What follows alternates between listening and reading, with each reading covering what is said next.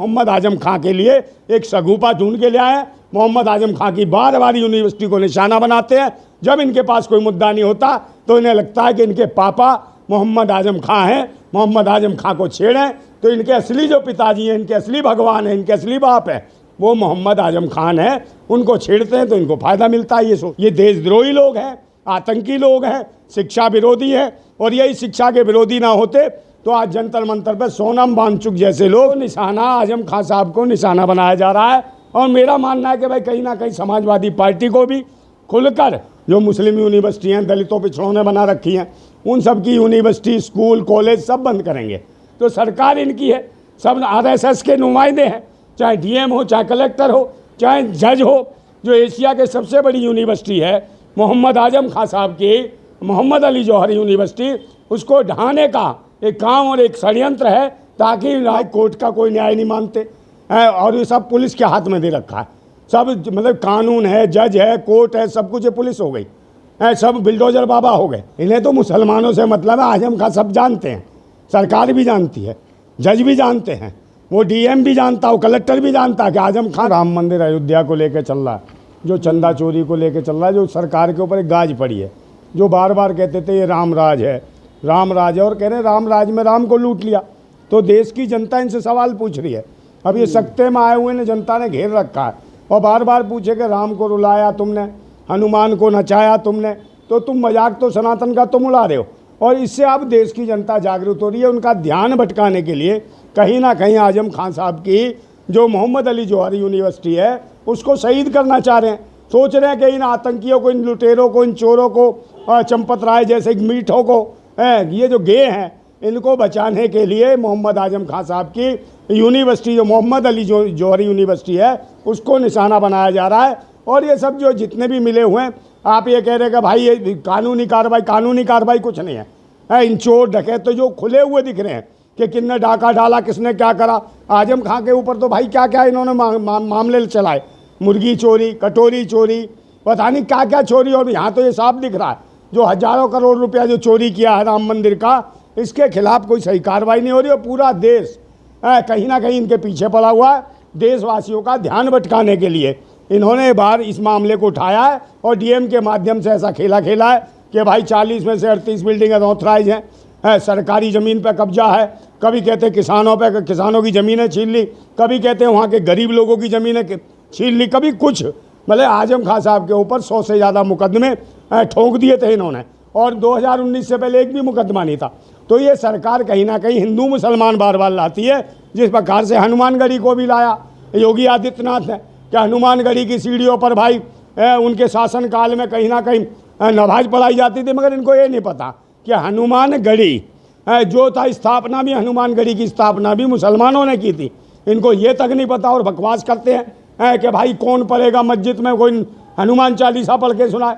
अरे हम हनुमान चालीसा नहीं, हम तो हनुमान चालीसा गा के सुना देंगे मस्जिद में, और कोई मुस्लिम भाई हमारा विरोध नहीं करेगा, क्योंकि वो सब चाहते हैं अमन चैन शांति हो। और यही मस्जिद के अंदर तुलसीराम दुबे ने रामचरितमानस का गठन किया था, जिसमें सारे के सारे दोहे, पूरी रामायण लिखी, वहाँ पर उसने कहीं ना कहीं उसकी रचनाबद्ध की, और मस्जिद में बैठ के तब मुसलमानों ने सहयोग करा। मगर ये भड़काने का प्रयास कर रहे हैं कि ऐसे करके दिखाओ, वैसे करके। मगर मैं खुद कह रहा हूँ कि मैं जाके मस्जिद में जाके हनुमान चालीसा पढ़ के दिखाऊंगा, और दिखा दूंगा तो क्या योगी जी इस्तीफा देंगे अपने मुख्यमंत्री पद से? दे के दिखाएं। और नहीं, उनको यकीन नहीं है तो वो मेरे साथ चले मस्जिद में, हनुमान चालीसा पढ़वा देता हूँ, दे इस्तीफा। और डीएम क्या कर रहा भाई, सब पता है। डीएम हो चाहे सीएम हो, दोनों बिके हुए हैं, दोनों हिंदू मुसलमान पे काम कर रहे हैं, सब जातिवादी लोग हैं। चाहे डीएम, चाहे रामपुर के डीएम हो, या चाहे मेरठ के डीएम हो, एसएसपी हो, जिस प्रकार एसएसपी ने मार लगाई थी, उसकी जो आंदोलनकारी थे। तो इनको तो निशाना आजम खां साहब को निशाना बनाया जा रहा है। और मेरा मानना है कि भाई कहीं ना कहीं समाजवादी पार्टी को भी खुलकर इसका विरोध करना चाहिए। जिस प्रकार डीएम और प्रशासन इनके पीछे पड़ा हुआ और एक शिक्षा के केंद्र को धराशायी करने पर तुले हुए हैं। इस सरकार ने कोई यूनिवर्सिटी नहीं बनाई, कोई शिक्षा के केंद्र नहीं खोले, सारे बंद ही करें हैं।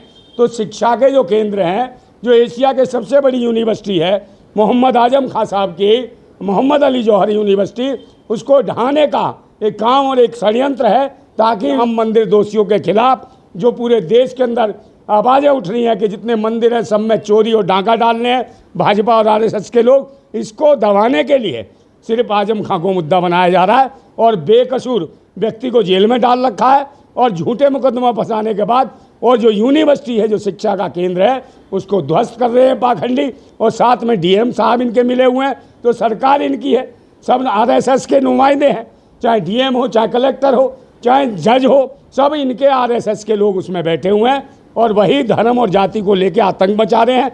निश्चित रूप से आजम खां साहब को निशाना बनाया जा रहा है। सुप्रीम कोर्ट ने भी कुछ दिन पहले कई बार लताड़ लगाई यूपी पुलिस को बुलडोजर के खिलाफ, लेकिन सरकार मानने तैयार नहीं है सुप्रीम कोर्ट के आदेश को भी।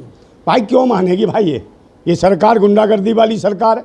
आप देख लो कितने बार भाई सुप्रीम कोर्ट ने फैसले सुनाए पब्लिक के पक्ष में, मगर ये सरकार ज़बरदस्ती। अब मैं वही तो कह रहा हूँ भाई, कोर्ट का कोई न्याय नहीं मानते हैं और ये सब पुलिस के हाथ में दे रखा है।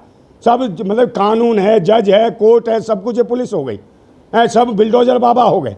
जहाँ ले आए बिल्डोजर फेर दिया। क्या चंपत राय के घर पे बिल्डोजर फेरा है, क्या गोपाल राव के घर पे फेरा है, क्या उस पर फड़ा, क्या वो जो मिश्रा था, अनिल मिश्रा जो इसका अध्यक्ष था, उस पर कहीं बिल्डोजर चलाया उसके घर पे, या उनके एनकाउंटर करे।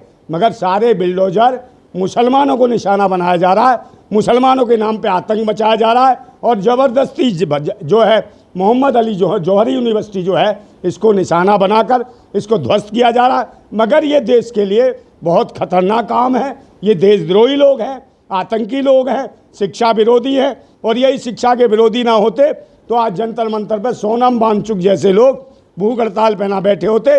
इनकी शिक्षा पद्धति को ये बर्बाद करना चाहते हैं और शिक्षा को ध्वस्त करना चाहिए। यही वजह है पेपर लीक हुए, और पेपर लीक हुए तो आंदोलन चल रहा। तो ये जो आंदोलन चल रहे हैं इनके खिलाफ, मंदिर को लेके और इनके जो शिक्षा को लेके, उसको दबाने के लिए मोहम्मद आजम खां के लिए एक सगुफा ढूंढ के ले आए हैं। मोहम्मद आजम खां की बार बार यूनिवर्सिटी को निशाना बनाते हैं। जब इनके पास कोई मुद्दा नहीं होता तो इन्हें लगता है कि इनके पापा मोहम्मद आजम खां हैं, मोहम्मद आजम खां को छेड़ें तो इनके असली जो पिताजी हैं, इनके असली भगवान हैं, इनके असली बाप हैं, वो मोहम्मद आजम खान है। उनको छेड़ते हैं तो इनको फ़ायदा मिलता है, ये सोचते हैं। मतलब आजम खान से ही क्या 2027 के चुनाव का प्रचार अब शुरू हो गया? बिल्कुल प्रचार ही करना, मगर इससे फ़ायदा कुछ नहीं होने वाला। अब पूरे देश की जनता, उत्तर प्रदेश की जनता समझ चुकी है। आजम खां के बारे में सब जान चुके हैं कि आजम खां बिल्कुल पाक साफ दामन वाले व्यक्ति हैं, सच्चे व्यक्ति हैं, ईमानदार व्यक्ति है और पढ़े लिखे शिक्षित व्यक्ति है। अगर शिक्षित व्यक्ति ना होते तो फिर भाई यूनिवर्सिटी का, इसीलिए तो उन्होंने कहीं ना कहीं पूरे तरीके से उसको वहाँ संस्थापक बने उसके, और यूनिवर्सिटी बनाई वहाँ पर रामपुर में, और इतनी बड़ी यूनिवर्सिटी एशिया की सबसे बड़ी, क्योंकि वो शिक्षक हैं और शिक्षा पढ़े लिखे व्यक्ति हैं और ये जानते हैं कि कैसे समाज आगे बढ़ेगा, कैसे देश आगे बढ़ेगा।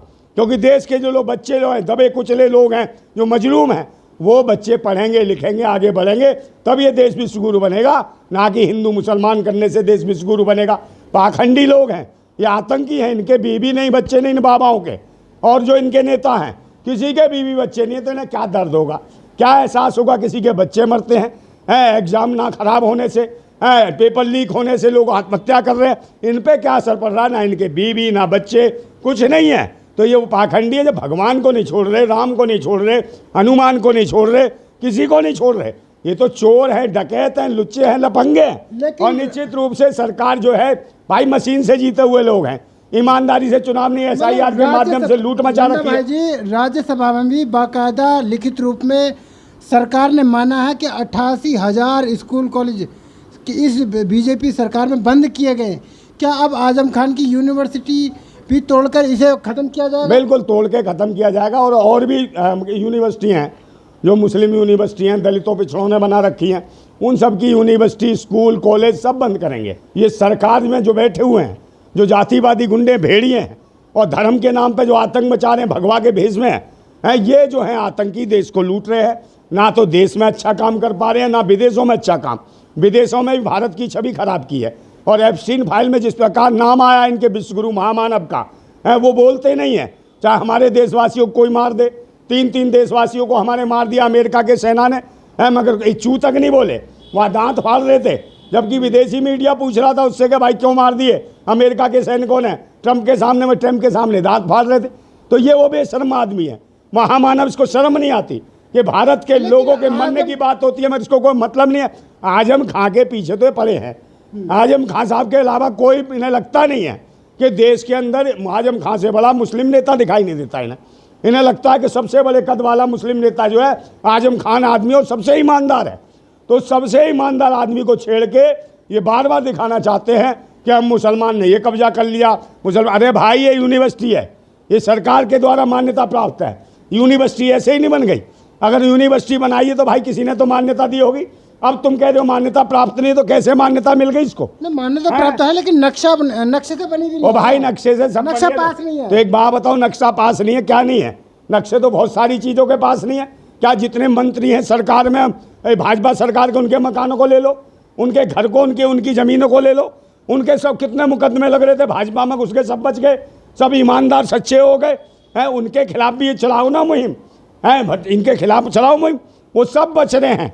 चाहे वो राजभर हो, चाहे कोई हो, बहुत सारे इनकी सरकार में मंत्री बैठे हैं जिनके इलीगल मकान, सबको जो पैसा था कमा रहे हैं, लोगों को लूट रहे हैं, यहाँ तक कि अय्याशियाँ कर रहे हैं, वो खुले छूट रहे हैं। अगर देश में करीब 80% आज भी बन रहे हैं, चाहे मॉल हो, बड़ी बड़ी शॉपिंग हो या महल हो, वो बिना नक्शे के बनने, क्या सरकार जिस तरीके से आजम खान को लेकर सकती है, क्या ऐसे मकान, मॉल और जो शॉपिंग है उनको भी तोड़ेगी? नहीं, उनको नहीं तोड़ेगी। उनमें तो इनकी कहीं ना कहीं इनकी पत्ती है, उनमें तो दलाली है, उनमें तो भड़वागिरी कर ही रहे हैं। इन्हें तो मुसलमानों से मतलब है। आजम खान सब जानते हैं, सरकार भी जानती है, जज भी जानते हैं, वो डीएम भी जानता हो, कलेक्टर भी जानता है कि आजम खान बिल्कुल सही हैं, ईमानदार हैं, सच्चे आदमी हैं। मन उन्हें लगता है कि इस आदमी को छेड़ने से सरकार को फ़ायदा मिलेगा, इन पाखंडियों को फ़ायदा मिलेगा, क्योंकि इन्होंने कोई काम नहीं करा देश के लिए, ना अपने प्रदेश में काम करा। इन्हें लगता है मुसलमानों को तंग कर दो तो लोग सोचते हैं वाह भाई वाह, मुसलमानों को तंग, ये धर्म कहता। तुमने राम को लूट लिया, भगवान राम को रुलाया है, भगवान राम भटक रहे, कह रहे कहाँ सीते, कहाँ हनुमान। हनुमान भी कह रहे भैया है प्रभु राम मत पूछो, है हमको भी इन्होंने पैरों में बेड़ियाँ बांध के घुंघरू पहना के नचा दिया, नचनिया बना दिया है। हनुमान भी रो रहे हैं, कह रहे इतने बेशर्म है भाजपाई, इतने बेशर्म है आरएसएस के लोग हैं। तो ये वो लोग हैं जो भगवान को, हनुमान को, राम को, सीता मैया को, किसी को नहीं छोड़ रहे। उनके गहने तक चुरा लिए हैं, सीता मैया के हाथों के कंगन चुरा लिए, गले का हार चुरा लिया, और तो और मंगल सूत्र तक चोरी करके बेच के खा गए ये पाखंडी, ये आतंकी। पर इनके खिलाफ कुछ नहीं। आजम खां को तो निशाना बनाया जा रहा है, और आजम खां ही एक सच्चे पाक साफ दामन वाले व्यक्ति हैं जिन्होंने हर तरीके से आगे बढ़ के इस धर्म की रक्षा भी की, धर्म के लिए खड़े भी हुए, मगर धर्म के खिलाफ कभी उल्टा सीधा बयान नहीं दिया आजम खान ने। मगर ये पाखंडी, ये निश्चित रूप से मुसलमानों को निशाना, मस्जिदों के खिलाफ हम और पता नहीं क्या क्या कहते हैं। मगर इनको शर्म आनी चाहिए, बेशर्मों को। ये उल्टे सीधे बयानबाजी करने वाले हैं, और ये आजम खां की जो यूनिवर्सिटी को जो निशाना बना रहे हैं, ये पूरे देश के लिए शर्म की बात है। पूरा देश रो रहा है कि यूनिवर्सिटी शिक्षा के केंद्रों को ये सरकार गिराने का काम कर रही है, और जबकि जो चोर डकैत जो मंदिर के नाम पे लूट मचा रखी है, उनका ये सपोर्ट कर रही है सरकार, और उनमें इनकी भागीदारी है। इसलिए ये उस मुद्दे से देश की जनता का दिमाग हटाकर मोहम्मद आजम खां की यूनिवर्सिटी पे लाना चाहते हैं, और इलीगल बता के शिक्षा के केंद्रों को ख़त्म कर रहे हैं। सोशल मीडिया पर आजम खान के बहुत सारे वीडियो वायरल हो रहे हैं, उसमें ये भी दिखाया जा रहा बाकायदा कि आजम खान ये बोल रहे हैं कि ज़माना आपको अनपढ़ और जाहिल देखना चाहता है, और यूनिवर्सिटी की तरफ भी इशारा करते हुए उन्होंने कहा कि इसकी सज़ा आपको नहीं मुझे मिलेगी। और आपको नहीं लगता है कि जो उन्होंने पहले कहा था, उन्हें पहले से ही ये अंदाज़ा था कि इस यूनिवर्सिटी की मुझे सज़ा मिलेगी, और वो आज मिल रही है? देखिए, धर्म से भी लड़ रहे हैं, वो धर्म के उन पाखंडियों से लड़ रहे हैं, क्योंकि धर्म किसी का बुरा नहीं करता, ना मजहब किसी का बुरा करता। तो जो मजहब को मानते हैं, धर्म को सच्चाई से मानते हैं, वो कभी बुरा नहीं करते। मगर धर्म और मजहब के नाम पे जो राजनीति करते हैं, वो निश्चित रूप से शिक्षा के दुश्मन हैं, और वही लोग आजम खान साहब के पीछे पड़े हैं। चाहे उनके क्षेत्र के नवाब हों, और चाहे भाजपा के बड़े बड़े मुस्टंडे हों, पाखंडी हों, ढोंगी हों, भगवादारी हों, ये लोग ही इनके पीछे पड़े हैं कि आजम खान ने इतनी तरक्की कैसे कर दी, रामपुर को इतना आगे कैसे बढ़ा दिया। रामपुर में जो कहीं ना कहीं खपरेल पड़ी होती थी, टट्टर पड़े होते थे, और कहीं ना कहीं भाई पक्के मकान जल्दी देखने को नहीं मिलते थे, रोडों पे कीचड़ धसी रहती थी, और लोग पे निकलने में बड़ी आफतें होती थी।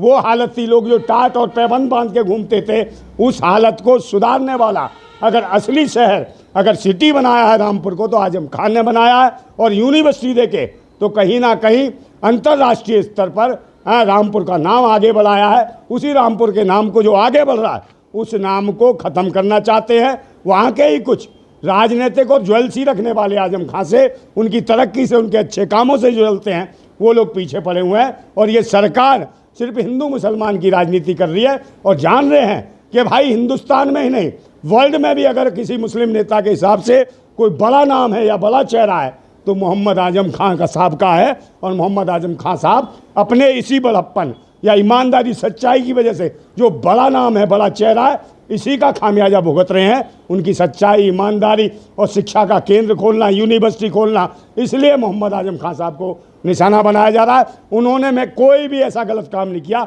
देश हित में काम किया, राष्ट्र हित में काम किया, प्रदेश हित में काम किया और अपने रामपुर के लिए काम किया। तो रामपुर वासियों को एकजुट होना चाहिए, उत्तर प्रदेश वासियों को भी एकजुट होना चाहिए और निश्चित रूप से जिस पार्टी में है समाजवादियों को भी खुलकर रोड पे आंदोलन करना चाहिए।